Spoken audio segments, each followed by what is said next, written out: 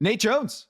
Welcome to the Finder Pod. He is, if you've been on X, Twitter, been part of NBA Twitter for a long time, you already know him as Jones on the NBA.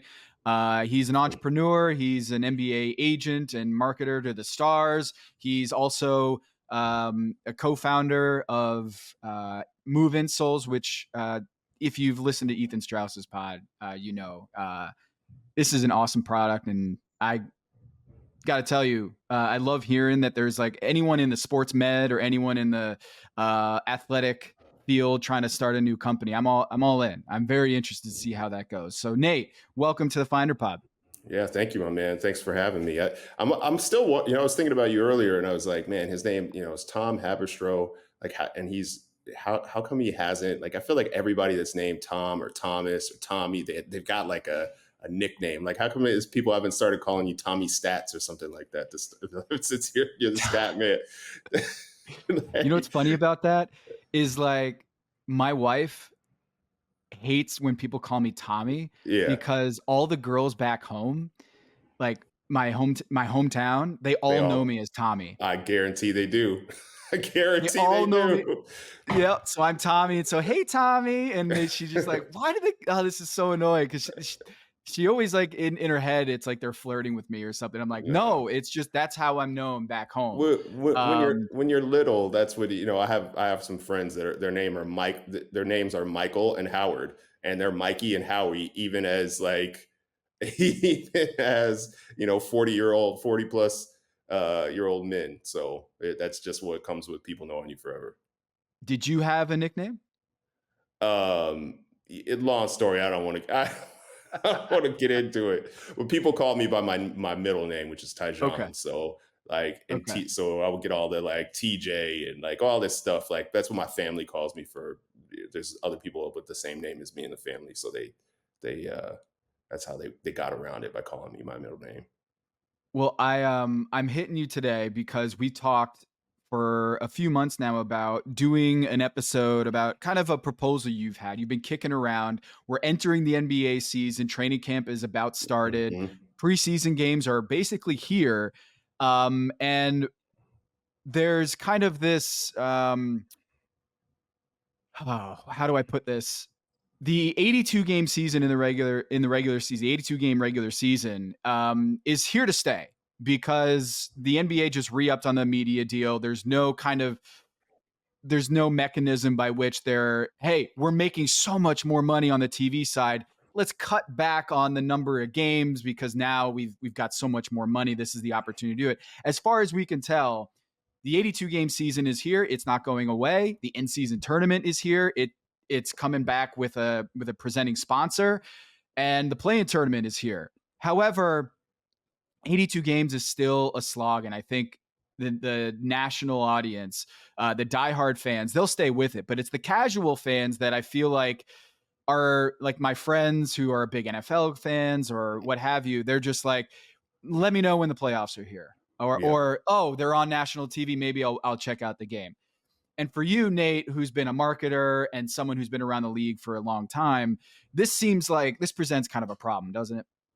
Yeah, it long term it probably presents a problem. I think the you kind of have. I mean, this is stuff that like Ethan's talked about. Uh, Ben Thompson, who's does media and tech stuff, has talked about a lot.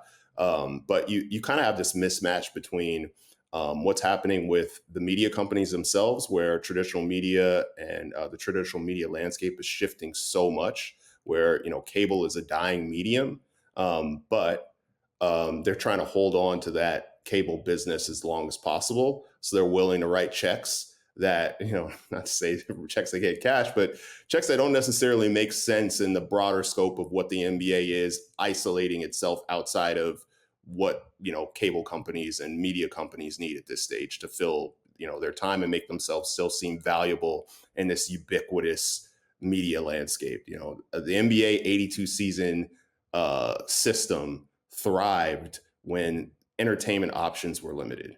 Yeah. Now we've got this ubiquitous landscape where anything you want, there's endless. If anything, it's the age of distraction, right? Uh, you know, that's kind of what you're dealing with right now, where you have all these opportunities to be able to watch, interact with, play, do anything to take up your time on the entertainment space. And the NBA is now competing with that, where in the past they didn't. And I would say that what they call it a inventory sport I think is what Hmm. Ben Thompson coined it in terms of being something that you just have a ton of stuff to give to the media companies isn't as valuable anymore because it's not appointment television, right? Like there's You need event game, programming now. You yes, need you you have, need to make it feel like an event. Yeah. but because of what I just described, it doesn't matter, right? Like the NBA is gonna get paid, so the business aspect isn't being affected by it. So they don't really have incentives to change what they're doing. Meanwhile, when you look on the other side of it, the NBA is watched less on traditional media landscapes than it's ever been before. And that's because of what I described to you. But if there was um, the supply that's out there now wasn't there, and the season felt like it had moments that had more stakes in it, people would probably be more willing to watch the marquee and highlighted games. On top of that, you have a system where NBA teams individually are incentivized to try to do what they can do to keep their players healthy throughout Yep. the year and get through especially teams competing for a championship. So they've completely bought into, and we don't have to get into debate about what's true and what isn't around load management, but the teams are the ones that have pushed this load management culture in the NBA across the finish line, right? So now you have players that there's tracking. The teams have their own different ways of tracking this, but they it's almost like the alerts, the terror alert system, right? Like, hey, you're code red now, so you Yep. need to sit a game, right? So we Yeah, there's know, teams that have like a green, yellow, red system, like tricolor, like a stoplight. Like, hey, you're in the green. No different than like if you're wearing a whoop and you see that your recovery rating is good. Teams are doing the best they can given the constraints. There's no wearables in games, and yep, it's difficult to get sleep data and all that stuff. But basically, trying their best to keep readiness at a high level and not get players injured by playing too much in the red, so to speak. yeah. So that there's teams that know throughout the year that, and they obviously there's statistics. Tommy Stats knows there's statistics to be able to tell you that your wife's gonna kill me for the Tommy, but there is there obviously are predictions to be able to say like this is probably the games that we know Steph Curry's going to sit. Yep. But because of the way the NBA business works, they can't tell fans ahead of time that, well, they could, but they don't want to tell fans ahead of time that don't buy tickets for this game because, or don't pay extra for tickets for this game because this is likely where Steph isn't going to play. If you guys follow me online, I'm a big wrestler, or became a big wrestling mark again. I was when I was a kid and picked it up again recently. But the business of wrestling, at least in the 80s and 90s, was about it was a what they call an inventory sport, right? So in terms of just live events, so they were, almost 300 nights a year. They had events throughout the country, throughout the globe. And Hulk Hogan was the biggest star during that time. He Mm-hmm. wasn't going to go to every single town and be at every single event, but they wouldn't advertise Hulk Hogan to be there. Like they would call them, the way they broke them down is they would say it's A towns, B towns, C towns. And before anyone gets mad for these NBA fan bases, I'm not calling your towns A town, B town, C town. What I am calling it is, oh, this is a time in the schedule where it doesn't make sense for this player to play. So we should highlight that the likelihood that this is going to be a rest day is elevated. And the ticket prices should reflect that. And the expectations of fans should reflect that. Yeah. But instead, we don't have that. And then there are games where both teams have rested a ton. It's on national television and there's marquee matchups. Should those be more valuable, right? Should those be more valuable on a point system? So basically, I'm saying is there if there was an 82 game season, and that's not going to change, is there a way to highlight and elevate games in a way that they don't feel just like it's the same thing? It's all fluff. None of it matters. And the Give it players stakes. Yeah. give it Yeah. stakes. And the players sometimes, even on the games that it's not like when we were growing up, oh, big NBA on NBC game on Sunday, and we rarely got these, national televised games. There wasn't NBA League Pass.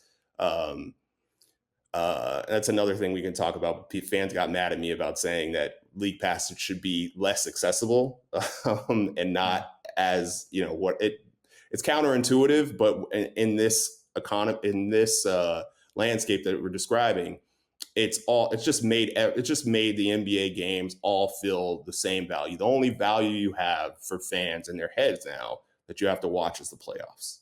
So you gotta if you're gonna keep the same system, how do you embed stakes into that system that differentiate the games that we know there's differentiation. We know the games where the Celtics are sitting four guys, doesn't mean anything. We know this is the Mhm. fourth game in 5 nights.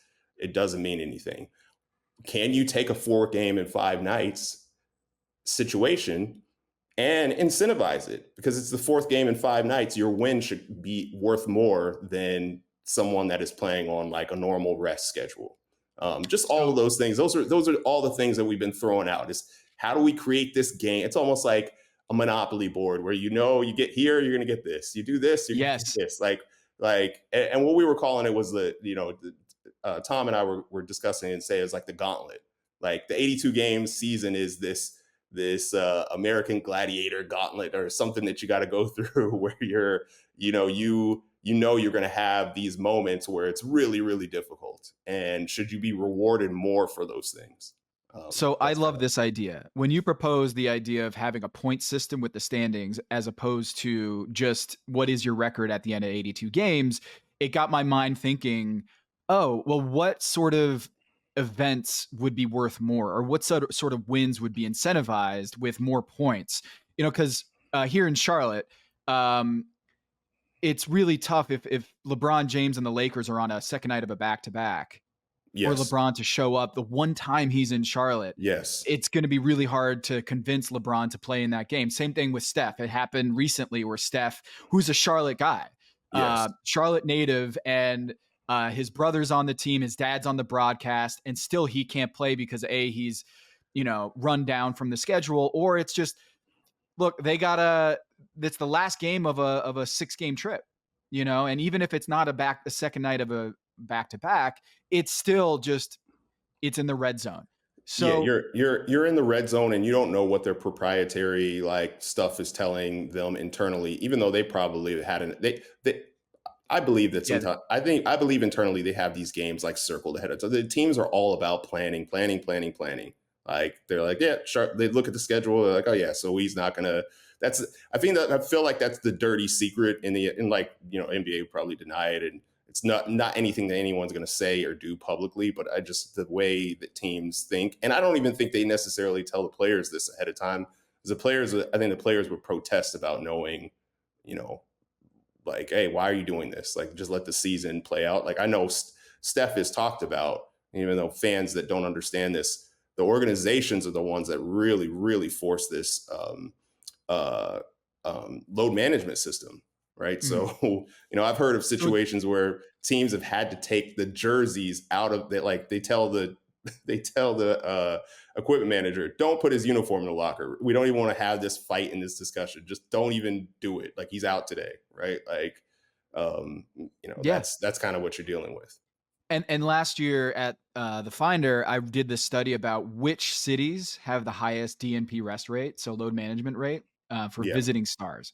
And what Yes. we found was that Denver and Utah have the highest sit rate for opposing stars, visiting stars. And Nate, you've been on the NBA grind. You get it. Is like the altitude is enormous Yes. for trainers when they're looking at the schedule. They're looking at it and being like, "Yeah, you probably could play if we're in Cleveland, right?" But the fact that Yeah. we're at altitude and it's whether it's scientifically driven or not, Joel Embiid, there's a reason why he hasn't played at Denver against Jokic beyond the fact that he doesn't want the smoke. That's not totally it. Like Yeah. there's a reason why someone who's as physically vulnerable to injury like Joel Embiid, it is a matter of altitude, the conditioning, the travel from the Denver airport to the arena.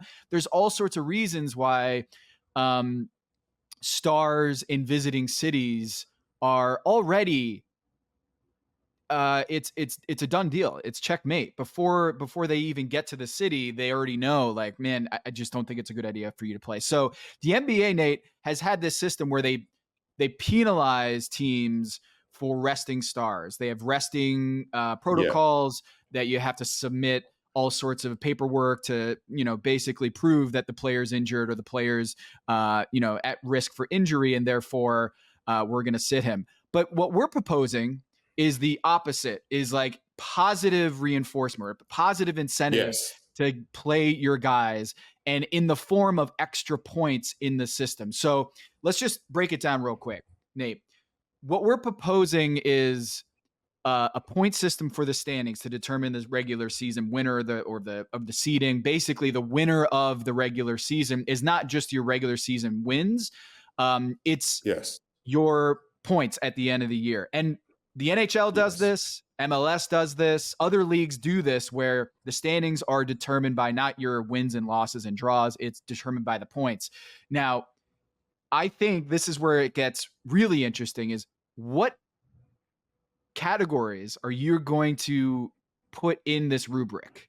Because I think the rest advantages, or the DNP rest scenarios, I do think that teams should be incentivized to try to win those games and not have it as a schedule loss. At ESPN, Yes. Baxter Holmes and I, we would do this project every year where we look at the schedule and basically have red zones of like code red. These are schedule losses that coaches talk about all the time. Yes. Is, hey, this is the fourth game in 5 nights, or this is the 5th game in 7 nights.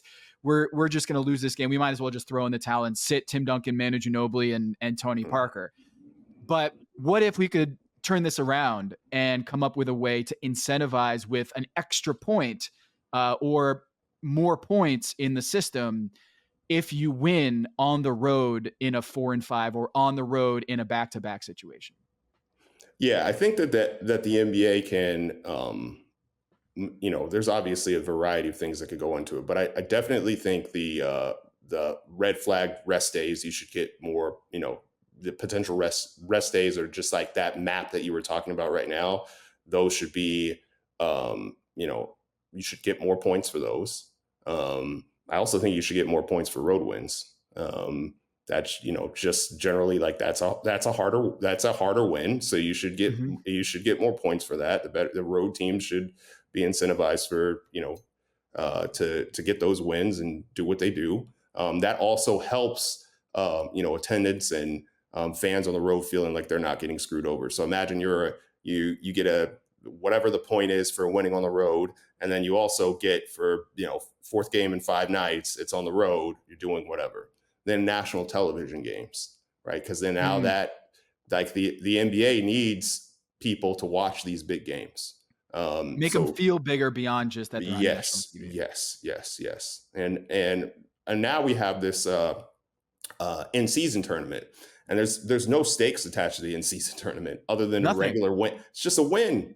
Like, okay, so it's basically the same exact thing that's going on with the rest of uh, the NBA There's nothing season. premium about it beyond the players and staff getting more Yeah, money. they want to get the players and staff get more money, but again, we were talking about this separately about another issue. But when you're paying guys are making the amount of money that they're making, the mid level is like there are people that obviously lifestyle impacts all this stuff, but if you make the mid level for 5 years of your career, the current mid level, non-taxpayer mid level for 5 years of your career, you never ever have to, if you are not, good out here trying to be, Donald Trump or whatever it is in terms of, gold plated everything. you don't have to work for the rest of your life. That's the mid-level player. That's not even like a superstar, type guy. So I think money is less. It doesn't incentivize people as much as the competition itself. I think money can be a part of it. There's that aspect of it, but I think they put money on the line almost like when you look at players, it's almost like a gambling thing, right? Like there is like it's a I don't want to lose. I want bragging rights. I want to be able to say like I did this and I got this over you. When they play card games or whatever it is they play on the plane or in the hotel and they put money down, it's not about the money itself as much as it's about the competition. And I put stakes and I have skin in the game, right? Hmm. So I think like they've got to add that for the tournament as well. So what should tournament wins be worth more? Should what do you call it? Should the winner of the tournament, the finalists of the tournament, all of these things to where you can come up and you can jump, you can benefit as a team out of it because that is what draws interest is the idea that um someone you don't know unpredictability is basically what I'm saying, right? Like you've added an element of it's almost like the NCAA tournament. You especially now with more superstars leaving earlier, right? You never know who's going to win these games, and that element is what keeps people like watching it. It happens within this certain amount of time, and anyone can win. And there's this element of surprise that happens, and you just like, obviously there's tribal stuff when it comes to everybody representing their university and Yeah. things of that nature, but overall, I think that's a big part of it. And the NBA regular season is missing that. So adding stakes, adding excitement, adding unpredictability, and adding moments that say you must watch this now. And kind of what's happening is, especially on the national television scale, is like, okay, we've got these, people before the season, you'll get these articles that highlight the big games, Jokic versus Jokic versus versus Embiid, and it's like this is a game you gotta watch, or this is whatever. And I think fans and players and everyone is kind of just conditioned to go, it's the fucking regular season. We probably aren't gonna like who knows what's gonna happen by then. It doesn't matter. The only thing that matters is the playoffs. And like the regular season is much longer than the playoffs. Like you should, if you're gonna have this full season, it shouldn't just be fluff. There should be moments of excitement, moments where people care and people are incentivized to watch and they know that it's more important than everything else versus everything 82 games, all equal, it all matters the fucking same, right? Yeah, you need to raise the stakes. You need to have event programming where the games it can't just be like the court looks different, right? It Yes. can't just be that. So I think that the in-season tournament for sure should have more weight in this system. You have road games like you said, you have rest games like you said. Um, I also so this is where the small market I work, do the Blazers games and I also live here in Charlotte and I'm already hearing fans being like, wait, if you get more points based on national TV games, winning national TV games, what about us when we're Yeah. not on national TV? And I think where we balance this out, Nate, is almost there's almost like um, a market balance out. So if you're a small market team or if you're a non-national team, a team that doesn't play a lot of national televised games, maybe if you win those games against those premium teams, you get another bump. So let's say, for example, the Charlotte Hornets, right? If they beat the Lakers or if they beat the Knicks, who are always on national TV, and get that bump from being on national TV with an extra gauntlet point, Yeah. then I think those teams that are in small markets get a consequential bump or a comparative or proportional bump if they beat those premium teams. So it kind of balances out that the haves and haves nots, we need to make sure that they're compensated too, right? Yeah, and there's NBA schedule makers and statisticians and things of that nature that are smarter about this stuff than I am, and they can easily come up with a system for each and every team. Every team's path might not be the same, right? Like there is no like it's exact, and that's what makes it fun.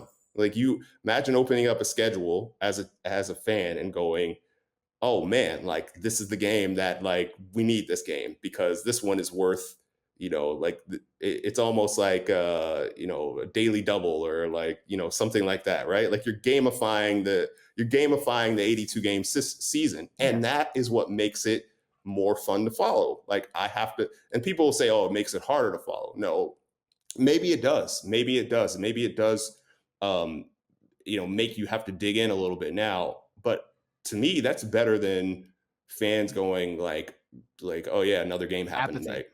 Yeah. Apathy is like the worst thing that can happen to a league, especially a league that has as many games as the NBA does. So I think that this is a opportunity to do creative stuff, and there's probably going to be fans that get pissed off. They'll be like, our path is way more unfair than this team's path, or and that's great. That's all the debates they're gonna have. And then one year they're gonna be like, fans will be like, they might start off with thinking that they had the best, like they got hooked up by the league, and then halfway through the season they're mad because they're like, oh, this is totally unfair. We got set up to fail.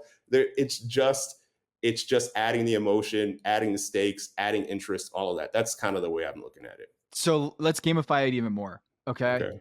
The CBA back in the 80s, they had this point system already installed. So the CBA, I'm saying the Continental Basketball Association, Yes. was the feeder, like the G League for the NBA for a long Yes. time. And it was a testing ground for the NBA in the same way that the G League is right now, where they Yes. experiment with different rule changes and mechanisms.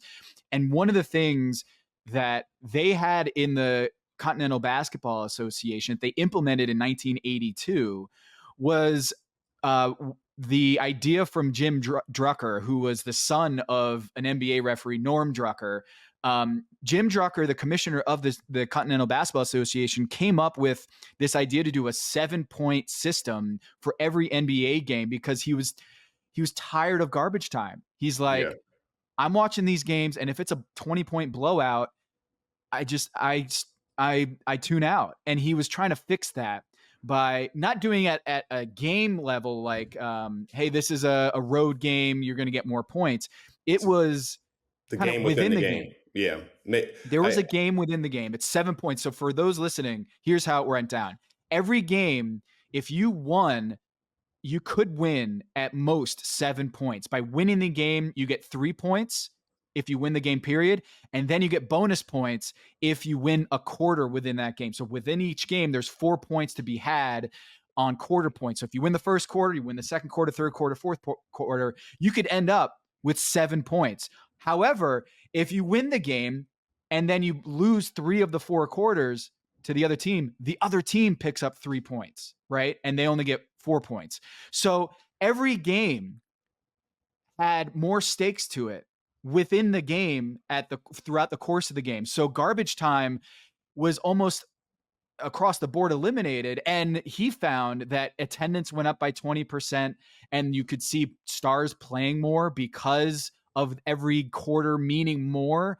And so the idea that like a point system couldn't work in the NBA or that's too complicated, they did implement this. And I do think, Nate, something like this, a version of this, could really help in keeping fans engaged for the entirety of the game and not leaving in the second quarter or not changing the channel because, hey, it's already a blowout. I'm going to go watch Bad Monkey. Yeah, I mean, the one way you could do it, just like work its way in, is just who wins the fourth quarter, right? Like you could just basically say, hey, you get this many points for winning these. You get whatever the points awarded were for winning this game. That's based on wherever you are on this map that is planned out for you before the season.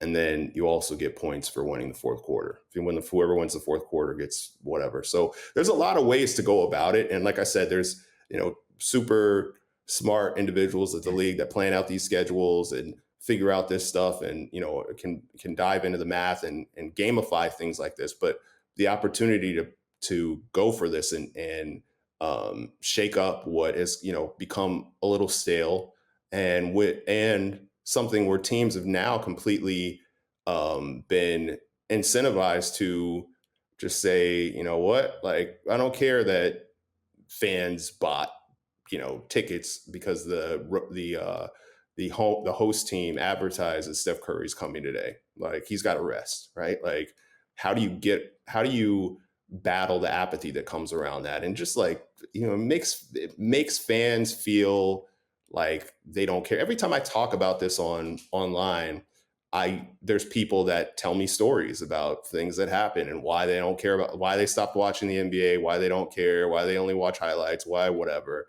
And like I talked about at the beginning, the incentives have pushed things that way. Both within the NBA and with just what you're competing with in the entertainment landscape in general. Um, and the NBA itself hasn't really been incentivized to change because they still get the money that they're getting from these media companies. Well, But if you have a chance to shake this up and increase interest, which like gives you more of an edge when this um, television deal is up, helps you compete in this ubiquitous entertainment landscape, opens up the door for more sponsorship dollars, all those things. Why not try it? what what do you think about big playoff, as Pablo Torre coined it? The idea that like the NBA or any other sport Hmm. have put rings and championship culture on a pedestal. And the NBA culture, especially the NBA culture, count the rings, all that is putting a premium on winning championships at the cost of the regular season. So a guy like Patrick Ewing or James Harden or Charles Barkley, they get hated on for the rest of their career, or their legacy is, yeah, but he could never win the big one. And I'm wondering, do you see this, the gauntlet or the point system, gamifying the regular season as a way to combat what might be kind of like a disproportionate value on winning a championship for guys like Luka Doncic, Damian Lillard, who are trying to win the big one, that unfairly puts them in a category of people who couldn't do it or win the big one and feel like, hey, I dominated regular seasons. It wasn't my fault that our team couldn't make it all the way. I'm still heralded as a great player, even if I didn't win the championship. Yeah, I don't know if that's going to really change much in that regard because, at the end of the day, it's still, I mean, maybe you could say that there's a gauntlet champion, like there's a championship for winning the regular season, right? Like you make that into a thing. And that could help a little bit, but I still think if you're on a crappy team, it's going to be hard to win the gauntlet. It's going to be hard to Yeah. win the gauntlet as well. So it's really more about just drawing the interest in. I don't know about the legacy aspect of it. I think that's a whole different ball game on that one. Would you tie the gauntlet points to the playoffs? So like the seeding. Oh So like if yeah. you, Oh, so the top dude. six teams right It's all now, the by top six, points. all by points. So rather All than by wins and points. losses, it's Yeah, just all by points. points. Yeah. By And points. then would you keep the play-in tournament? Yeah, I would keep the play-in tournament, and but I would make the tournament like it's like landing on free parking when people play those free. Even though I don't like playing Monopoly that way, but people incentive, they're like, oh yeah, free parking, you get whatever's in the, like Yeah. the stacked up kind of thing. Well, Like you yeah. you got a little bonus, right, for winning. I think those things help. I think the tournament would have been helpful if it had incentives tied to it. Right now, it has no incentives tied to it. So The it's a in-season fun, tournament, you're saying. yeah, in season Yeah. tournament. It could be a fun thing, but people are like, why do I care? There has to Double the be, points. Double the yeah, points. yes, Like every game is worth, double yes, points in the same way. And people might push back and be like, I don't want the rock and jockification of basketball. But I'm like, look, if you watch more games, or if people watch the games, we're just responding to the audience data. Is just yeah, that like there is new factors and circumstances in the environment, the watching environment for the fan, is that people are tuning out in ways that 10 years ago they just didn't have to compete with Netflix. They didn't have to compete with video games in the same way, where you could be locked into a video game for 8 hours at a time, or YouTube or phones. So this is not saying that the system is broken, but I do think that this is a really fun idea of how to gamify the regular season in a way that isn't too extreme, right? It's not, you're just incentivizing what is being disincentivized right now. yes. Resting on 4 games in 5 nights, not caring about non-national TV games or making national TV games feel bigger. Um, because it is kind of a moral hazard for some teams to play Steph Curry in New Orleans on the fourth night in fourth game in a 5-night series. But you can manage the schedule a little bit differently if you're like, hey, we got to make sure Steph's playing in that 14-point game. And at a certain point, this environment that we're talking about, like what happens when the media companies all consolidate, everything goes away, and you're not going to have the amount of companies you had competing for the they don't have to worry about this for 10 years. What's their new deal? 10 years, I think, right? Yeah, So they don't have to worry yeah, about this yeah. for another decade. But this landscape is going to be completely different. And if you don't start trying to move this slow moving ship in another direction before then, Adam Silver probably won't be the commissioner then, so maybe he doesn't he doesn't care.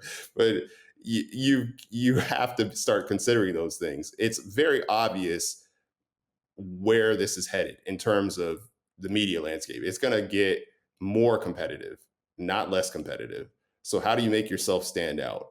And you have to start doing the work now to be able to do that. I think Silver did a brilliant job getting the NBA to the place they are in terms of getting this new television deal, despite like everything else. He played all the desperate parties really well against each other, but I think at a certain point, the majority of your games, making sure that there's interest in them is important, and it's going to help. It's not just ratings; it's attendance too. So you got to think about all of those things. And within the game attendance too is the That's what. staying at the game, Yes. stay watching. If you know Yes. that like the third quarter could mean an extra point or the fourth Yeah. quarter could mean an extra point, Yes. and that means more concessions, right? Yes. Um, so it's not too much of a a derivative. It's not too much of a departure from what the FedEx Cup is in golf, where there's a season point system for golfers, and at the end of the year, a golfer can make $25 million because they won the FedEx Cup Yeah. alongside of the events during the season. Yes. Um, so it's um, And the only reason we're so tradition is important, but the only reason we're what we don't realize is it's not because someone like some deity came down and handed the 82 game season down, and we have to it's Bible, so we've got like we got to follow this, and we can never change. It's the Constitution. You can't change it. You can't do this, whatever, right? Um, it's just because that was what was convenient for that time. That's what made sense for the business model of that time and the media landscape and the environment of that time. And things change, delivery systems change, environments change, and you have to evolve with that time, with those times. And I think it's that time for that shift for the NBA. It's not going to be easy, but I think you talk about interest, like drumming up interest for this, people are just going to be like, yo, like what is going on? Why are the players are playing harder? Like why? mhm. Because there are a lot of things to play for, not just it being like, let's get through this regular season, because the only thing that really matters is, you know, getting the playoffs healthy. Yeah, I think Joel Embiid is a great example of, as much as he wants to win MVP like he did last year, or winning MVP was a big thing for him. But at the end of the day, he's like, I just want to get to the playoffs healthy. And that message to the fans is like, the regular season doesn't matter as long as we keep hearing that from players, which are, legitimate priorities for players or for teams, is like, just get to the postseason healthy in one piece. And Yeah. if you can do that, we're going to be in good shape. But that does come at an expense of the regular season, and this is trying to solve for that. Yeah, for sure. And I would say someone like Joel is obviously he is a outlier situation, right? Joel came in and basically missed what, like his first 2 years almost Mm. from injury, and he's always had. I mean, he's almost a miracle to be a man of his size, come back from the injuries he came back from, and play as long as he's had and had the success that he's had. We were worried about him, like even becoming a consistent player when he first started because of those particular issues. So using him as like like, hey, well, that's the example. Like Joel put him in a whole another box. This is for the people that are just like, they're not even like, they don't have those necessarily have like the those chronic. They're concerns not. or those. Yeah. Yeah, they're not Kawhi and they're not Joel Embiid, but the NBA rests players that aren't. They don't have those chronic issues. They're trying to protect and prevent certain things from happening. They want to get to a certain point in a certain stage. And how do you battle that? Like, how do you Yeah. disincentivize that? So, There's slack in the system. It's yeah, not to say that there's too much, like it's broken or that they need to totally reinvent the wheel. It's just keeping the incentives in the right place and aligned with yes, fan engagement and making fans care and having stakes to the games. And you know, right now, as it stands, visiting stars miss about 20%, 25% of the games. And so how do we cut that slack in the system to make, that as minimized as possible, to have stars wanting to play, wanting to show up and play in all four quarters, what have you. And I think a point system like this set up a gamifying the regular season, I think could go a long way in cutting some of the slack. oh yeah, 100%. Now you can get back to Monopoly. I know I you've have I honestly have not played in so long.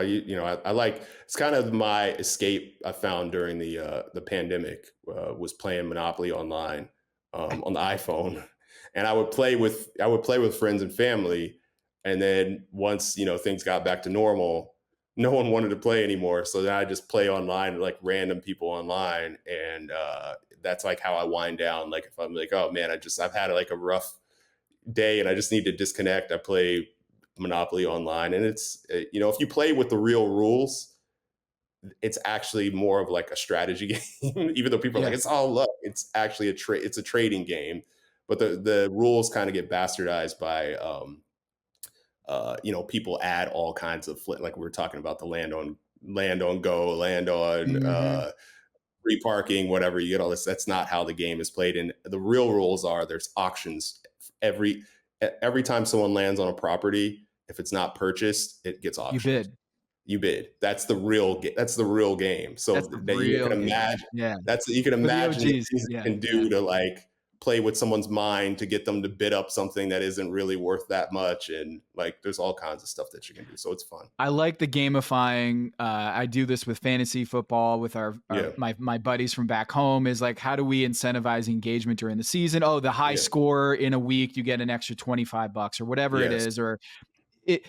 I think America is already familiar with having these incentive structures, and I think gamifying the season would work, I think, for a younger audience. Like, I think when they're not like It's already a so gambling audience. I mean, they're already. I mean, they are grooming. Maybe I should use a different word than that, but they uh are conditioning. Yeah, conditioning. They are conditioning the younger generation to gamble. I have my feelings about that. But people are already thinking in terms of this, like the odds, game within the game. Yeah, the yeah. game within the game, right? That's already like what's happening. So the timing is kind of perfect to kind of do something like this. I'm a big fan of Monopoly Deal. It's a different variation of Never played. Monopoly. I gotta try it. Bro, Monopoly Deal is, I'm obsessed with it. Yeah, I gotta It's a try it. card game that you can buy at CVS or what Yeah. have you. And it's Monopoly, but in a card game that you play against 2, 3, 4, 5 people. I've had it where you play at a party and then people are like, yo, I'm coming over to your place and we're going to play some Monopoly Deal. And I'm like, All yo, right.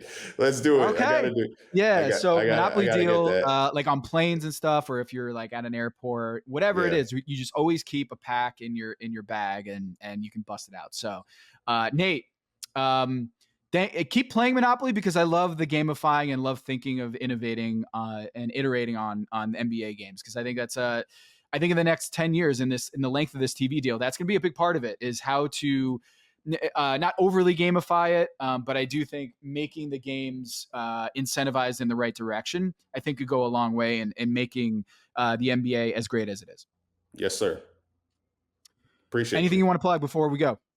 Yeah. Only thing I want to plug is my startup, Move Insoles. We are at Move Insoles across social. And move.one is our website. We're also on Amazon with Delivered with Prime. So, go for it. We're an athletic performance insole brand right now. We'll be evolving to other products outside of insoles in the future, but that's where we're at this stage.